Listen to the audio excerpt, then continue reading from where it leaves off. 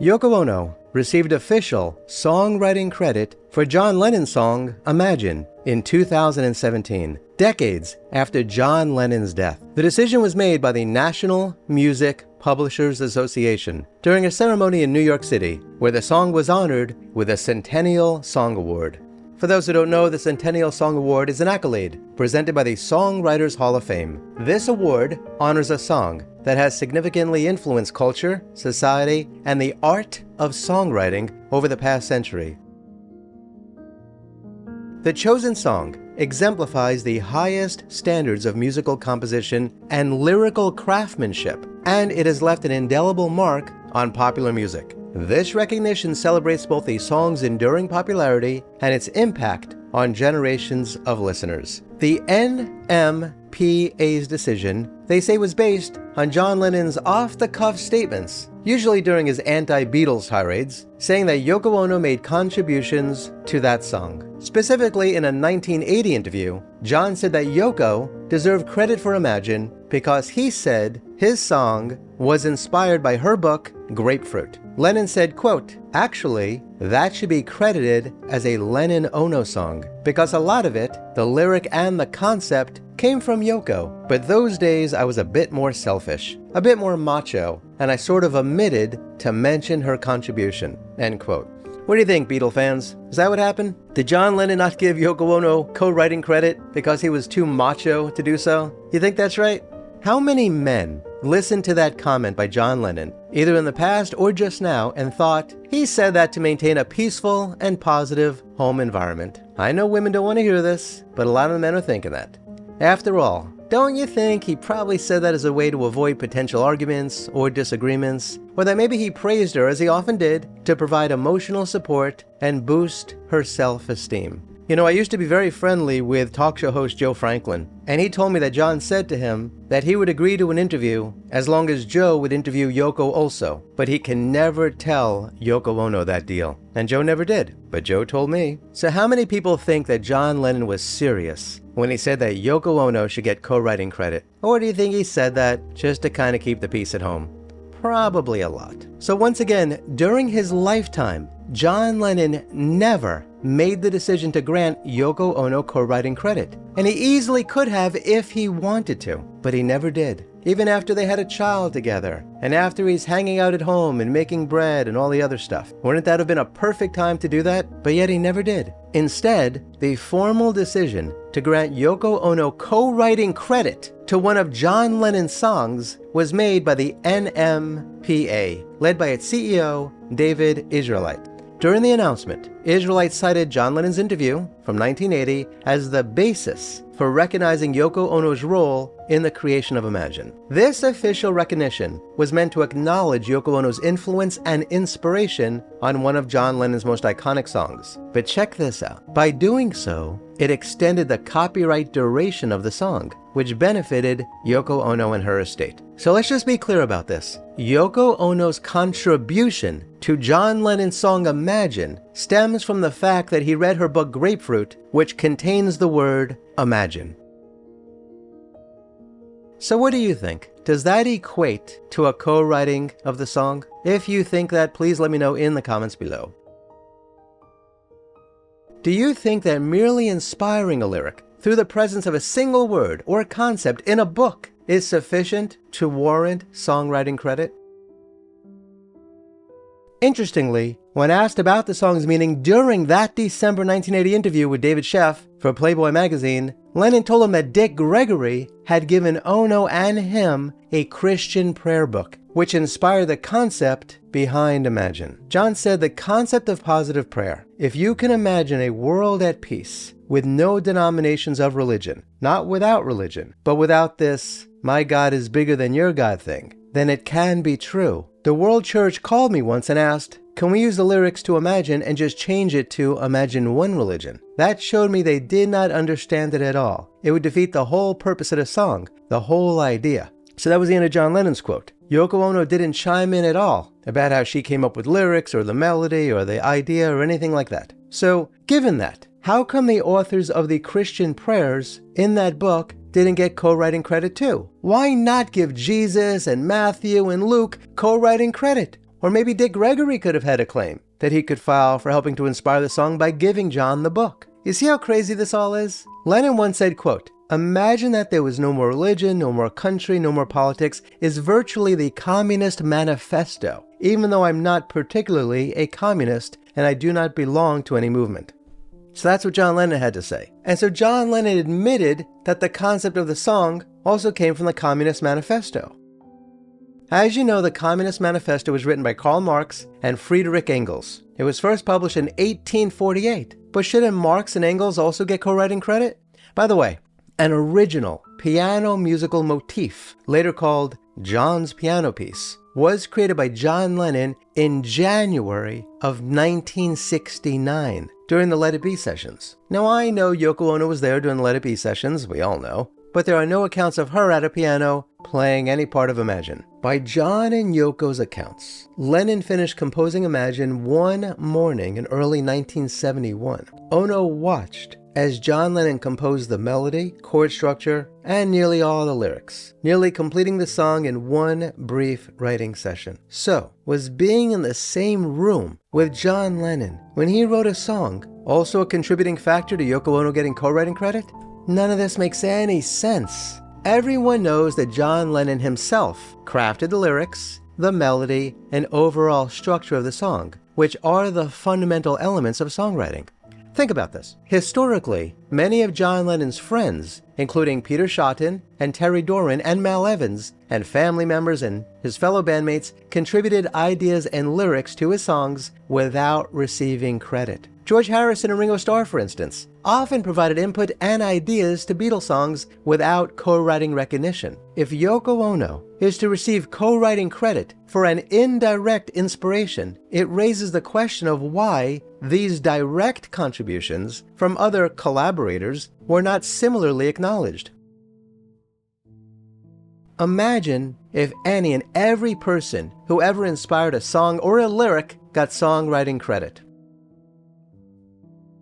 Did Ringo Starr get co-writing credit for inspiring the title of the song, A Hard Day's Night? How about Paul McCartney's friend, who used to say, "Obla di, obla da, life goes on, bruh"? How about Jane Asher? She inspired And I Love Her, and also We Can Work It Out. Did she get co-writing credit? How about Maharishi Mahesh Yogi? He inspired the song The Continuing Story of Bungalow Bill. How about Prudence Farrow? She inspired the song Dear Prudence. How about Brian Epstein? Should he have gotten co-writing credit for inspiring Baby You're a Rich Man? How about Julian Lennon? Where on earth is his co-writing credit for Lucy in the Sky with Diamonds and Hey Jude? And while we're at it, how about Sean Lennon? Shouldn't he have received co-writing credit for the song Beautiful Boy? Hell, at this point, why not give Yoko Ono co-writing credit for every single song that John wrote about her, since she was the inspiration? Didn't Paul McCartney get co-writing credit for The Ballad of John and Yoko? What's that all about? Yoko Ono should get the co-writing credit, right? She was the inspiration for it. We can play this game all day long. What do you think about this?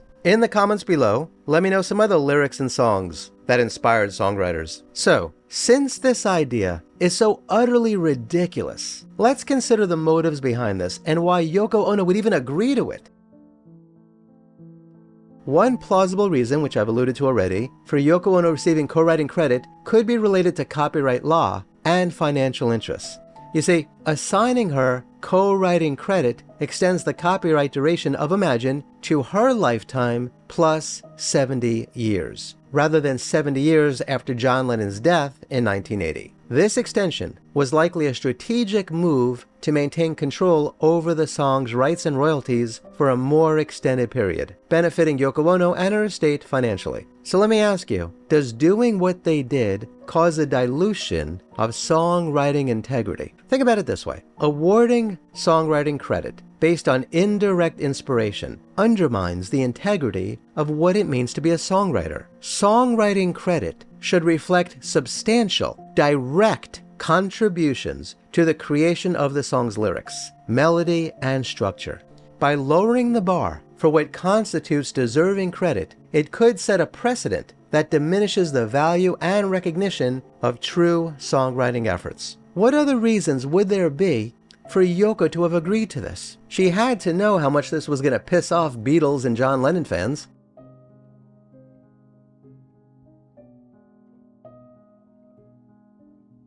The decision for John Lennon to have suggested granting Yoko Ono songwriting credit during that interview may have been influenced by personal dynamics and the historical context of John and Yoko's relationship. You see, during their marriage, John was always seeking to integrate Yoko into his creative process, often blurring the lines between his solo work and their collaborative art projects. So there may have been times where she thought she had more input into what he was doing than she actually did. His comment may have been just said to build up her self-esteem and may have been meant as a symbolic gesture, rather than a reflection of actual contribution to his song's creation. After all, John Lennon knew who wrote his song. It was him. Everyone knows this.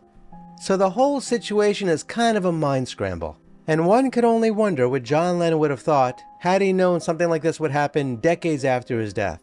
How would you like it if you wrote a song, or a book, or invented something, or created some sort of artwork, or designed something, anything, no matter what it is, and decades later, someone who gave you a line, or a word, or a nebulous idea got half the credit for your accomplishment? You gotta admit that would be really frustrating. And yet this is what happened with one of John Lennon's most famous songs. In summary, the argument against Yoko Ono receiving songwriting credit for Imagine is based on the insufficiency of her direct contribution, the precedent set by uncredited collaborators, the potential financial motives behind the decision, the dilution of songwriting integrity, and the influence of personal dynamics over artistic merit. Here is what I think happened. Yoko had a meeting with her lawyers and accountants and financial advisors, and they were trying to figure out ways to extend John Lennon's copyrights, but they couldn't figure out how to do it. And then someone probably said, "Hey Yoko, can we give you co-writing credit on any of John's songs? Because if so, then we could extend the life of the copyright to 70 years after your death." Now Yoko was smart enough to keep her mouth shut about this. She certainly wasn't going to sit there and start saying that she co-wrote a bunch of John Lennon songs. But then someone probably said, "Hey, didn't John once say in an interview that you should have gotten co-writing credit for Imagine? Hey, let's pursue that. But it can't look like it's coming from us. We need someone else to say it. Maybe they can give the song an award or something, and they can mention that they determined that Yoko should get co-writing credit. Yeah, that's the ticket. Let's pursue that. That's a good angle." And that's probably what happened. Considering the skepticism among many Beatles fans regarding Yoko Ono's co-writing credit for Imagine, here are several pertinent questions you may want to consider, and kindly let me know your replies in the comments below. What specific contributions justify co-writing credit? What were Yoko Ono's specific contributions to the lyrics, melody, or overall composition of Imagine that justify her co-writing credit? Do you think that the NMPA evaluated John Lennon's statements correctly?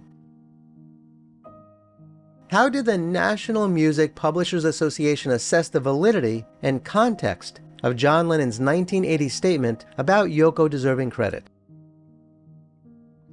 What precedent does this decision set?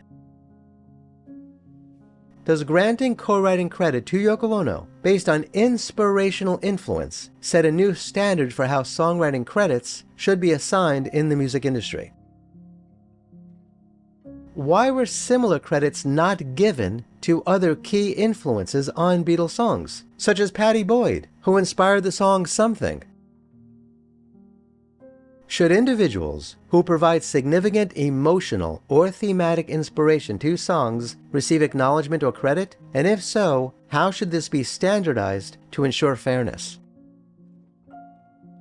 To what extent do legal and financial considerations influence decisions to assign co-writing credits?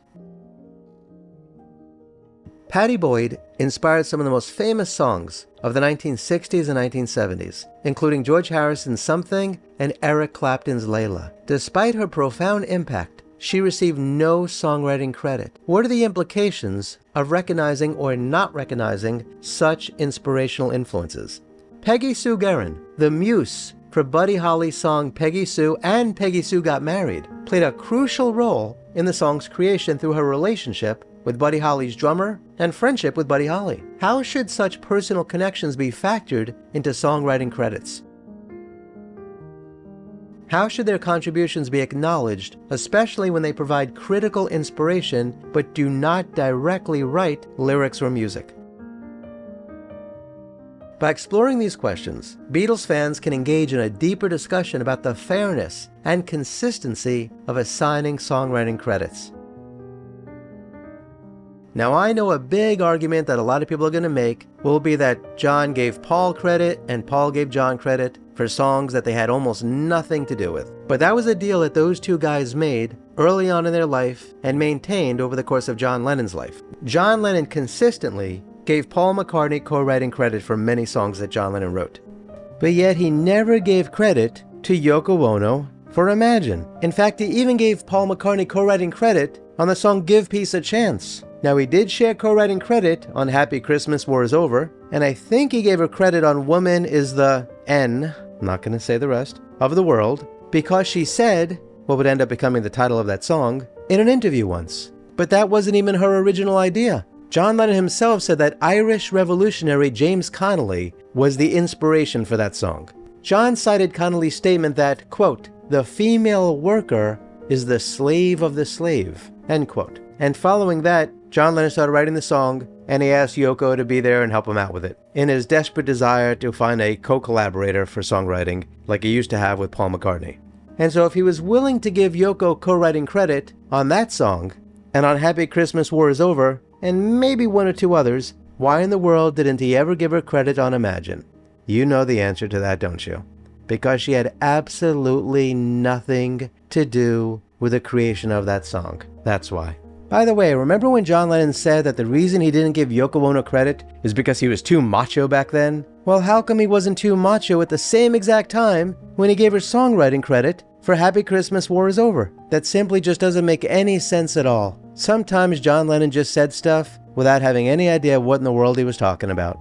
You know it, I know it, everyone knows it. And it's absolutely ridiculous that an off-the-cuff comment that he could have made for God knows what reason would be used to give somebody else co-writing credit on one of his songs. But he never gave co-writing credit to Yoko Ono for any song, including the songs that he wrote on Double Fantasy. So what gives with Imagine? What do you think is the real story behind Yoko Ono receiving co-writing credit? Kindly let me know your thoughts in the comments below. Please like and share and subscribe to the show on whatever platform you are listening on. Kindly remember that I've written a bunch of books about the Dakota and Friar Park and Tittenhurst Park. You can buy any of them on Amazon and other booksellers. Please check out the links below to see various ways to support my research and productions. Until next time, I wish you safe travels on all your journeys.